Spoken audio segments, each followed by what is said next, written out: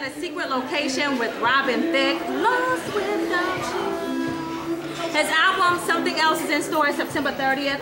Hi, Robin. Hi, how are you, TT? Okay, take a minute from signing autographs and taking pictures and getting real close and real intimate. Yes, I'm here.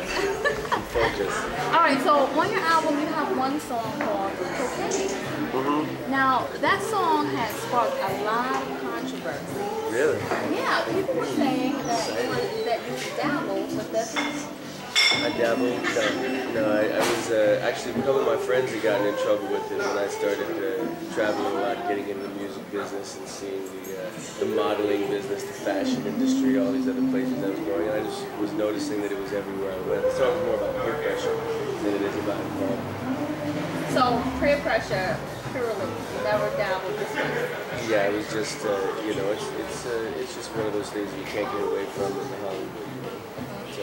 I hear it's kind of crazy out there in Hollywood. Have you dabbled in anything else, like in weed? Well, when I dabble, that's like kissing and telling. You know, I don't kiss and tell either. But Robin, we love when people kiss and tell on this show. I know, but that doesn't make you any more of a gentleman. Woo. See, I like a man like him. Most of my exes, they would spill it, honey. No. So we'll talk about the Hollywood scene. I hear it's quite crazy, and the swinger parties are quite crazy. Swinger parties, I wouldn't know about those. I go home before that part of the party starts. But you know, have you heard about it? I have heard about it, yeah. I just, you know, I just find myself in a different party most of the time. So you don't fall in love with somebody in a swinger party? No. Would you really want to know? Maybe via satellite. Everybody, we're talking to Robin Thicke. He has an album coming out September 30th, and it's called Something Else. Now, do you and Paula talk about Hollywood and some of the obstacles she may face as being a black woman on the Hollywood scene? Oh yeah, I mean it's really being an African American in America. You know, you just the playing field isn't balanced and the opportunities aren't the same. So you know. I'm privy to the situation that she has to face. When you talk about racism, is it out for you? No, because it happens to be what we deal with on a daily basis as human beings. But you know, we have to try to be the generation that makes it better each generation. You know, following in Martin Luther King's footsteps of trying to work towards a better place.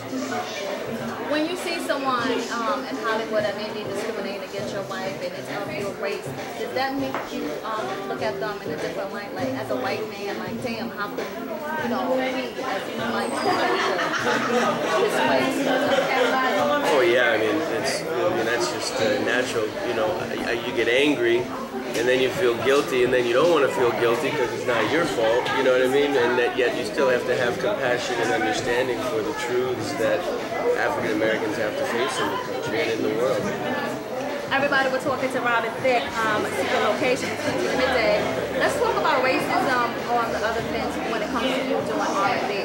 Oh well, to me, racism is structural. If you can't hold the people down, then you can't be racist against them because that would be holding down a whole race. You know what I mean? So it's, to me, I'm not the victim in this society. So if I don't get an opportunity, I wouldn't say that it's racism. I would just say that there aren't enough opportunities, for African Americans. So somewhere the playing field has to balance out. Well, let's talk about you and doing R&B, because I read the recent reports where Vibe magazine, they said you said they were racist because they want you to. No, I did not say that. I would never say that they were racist, and they didn't say, and I didn't say that they wouldn't give me the cover. What I said was that when I asked why I wouldn't get the cover to a couple of my friends, they said, I don't think I've ever seen a white person on the cover of Vibe. And what that brought, the conversation that brought is, well, what about the other 100 magazines that won't let any African Americans be on their cover? Is what's more important than me and my little old problem, you know what I mean? All right, but here's my deal. I don't understand, and I know, I Google searched it, and I said, you know, well, Vibe didn't have, other than Justin Timberlake on the cover, they had Robert De Niro, which was on the cover with 50 Cent, and they had Eminem, which was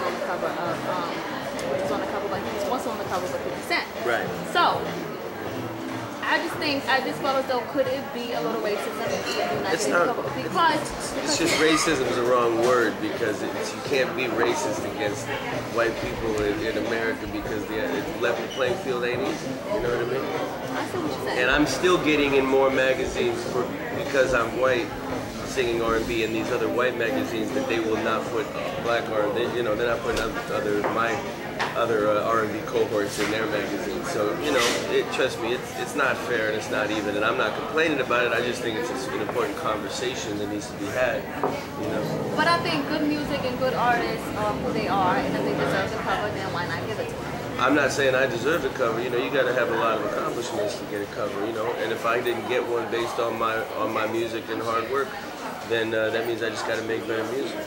So, what do you feel about Ciara being on the cover totally naked? She's on what cover totally naked? Why? You didn't see it? Oh, well, if I had Ciara's body, you know, maybe they'd give me the cover. Well, sex sells, Robin.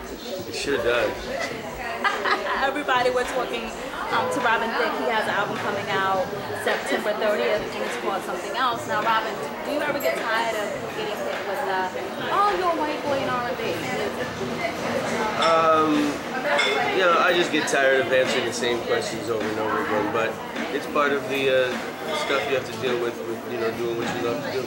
Yeah, because every time I hear an interview with you, it's always about you and Paula, you and your race, and it's just like beating a dead horse to me sometimes.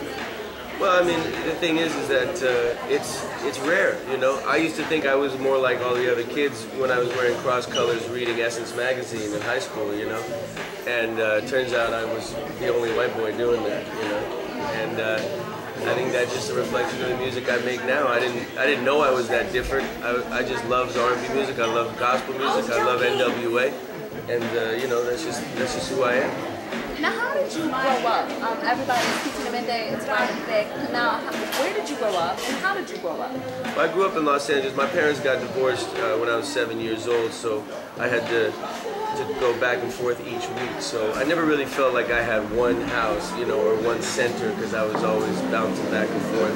And I didn't have a real good relationship with my brother, so I came up with a lot of imaginary friends and imaginary basketball leagues that I would play in against Michael Jordan, and I would cross over Michael Jordan and dunk on him. Now, did you grow up with money? Did your parents have? Oh yeah, I mean my father did well in his career. Yeah, very well. What did your father do? My father was. Wait. He was on Growing Pains. Growing Pains. Yeah. Somebody told me about that. I totally forgot. Why did you do the acting route, Robin? I was no good at it. It didn't come naturally to me. Music was like, it just came so natural to me when I was 7, 8 years old. Acting didn't seem natural. Now that you said it, you look like him. Yeah, I can see it now. Of course, Yeah. So did you grow up in a Hollywood scene like Britney Spears and Paris Hilton, where you was around a lot of drugs and a lot of? Well, I grew up more in a Hollywood scene than Britney did, because she didn't move to Hollywood till she was 20, and I was there when I was 8, 9 years old. So the good thing is for me, I got to see that celebrity and fame mean nothing because it comes and goes. If you don't have any craft, if you don't have any ability to do anything, then sooner or later they'll rip you apart and take it away from you. So I always worked on my craft, because they can't take that from me. Oh, everybody, we're talking to Robin Thicke. Now, how old were you when you fell in love with music and you knew, okay, this is what I was going to pursue? I was about 8 years old. I was listening to Michael Jackson and Prince, and I just knew that that's what I wanted to do. Because I could sing pretty good when I was 7, 8 years old. I could sing like Michael, so I'd be on the school bus singing like Michael. All the kids would be like, sing that Michael Jackson song. Did you do a lot of talent shows and whatnot? Yeah, I did a few talent shows. Are you shy, Robin? No. No? Sometimes shy, sometimes not. Yeah. Depends on where I am and who I'm with. Oh, now, well, what type of scenario would you need to be in to be open and loose? Definitely there would have to be lower lighting, number one. And I would probably not have any cameras on. That'd be number 2. And, you know, after that, anything's possible. Cut the cameras off and lower the lights, everybody. No, I'm just playing. Everybody, we're talking to Robin Thicke. He has an album coming out. It's September 30th, and it's called Something Else. When we come back, we want to talk more with you. Are you cool with that? You hanging out? Yeah.